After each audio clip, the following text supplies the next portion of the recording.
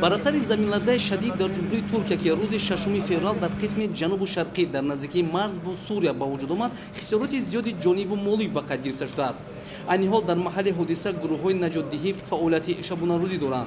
از جمله گروه جستجوی نجات‌دهی که در اساس تصمیم فوری با تکیه بر دستور و سپارش‌های اساسگذاری صلح و وحدت ملی پیشروی ملت پرزیدنت جمهوری تاجیکستان محترم امامعلی رحمان با مقصد رسانیدن کمک سریع‌وقتی به جمهوری ترکیه سفربر گردیدند در محل حادثه با فعالیت آغاز کردند. برای نجات دادن ضرردیدگان و از زیر خرابه‌ها بیرون آوردن آدمان فعالیت گسترده دارند. باید گفت که از روز اول سر زدن حوادث فاجعه‌بار که برای جمهوری ترکیه حالت دشوار دانسته می‌شود، جمهوری تاجیکستان با راهبری پیشوای ملت پرزیدنت جمهوری تاجیکستان محترم امامعلی رحمان هم پهلو با مردم و حکومت جمهوری ترکیه بوده سریع برای رسانیدن کمک و نجات ضرردیدگان از خرابه‌ها بیرون آوردن آدمان تدبیرها اندیشیده.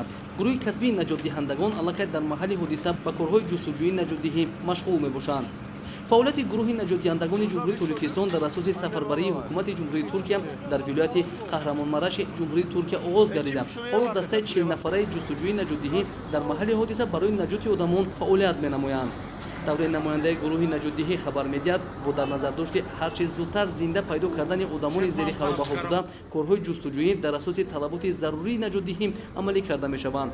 یادآور می‌شویم که بعد از زمین‌لرزه فاجعه‌بار در جمهوری ترکیه که خرابی‌های زیاد خاصه تلفات جانی به بار آورد در برابر کمک بشردوستانه از جمهوری تاجیکستان گروه‌های کسبی جستجویی نجات‌دهی دکتران از جمله جراحان و طبیبان شکسته‌بند و دیگر متخصصان با لوازمات ضروری نجات‌دهی برای از ویرانه‌ها بیرون آوردن ضرردیدگان به محل حادثه سفربر گردیدند.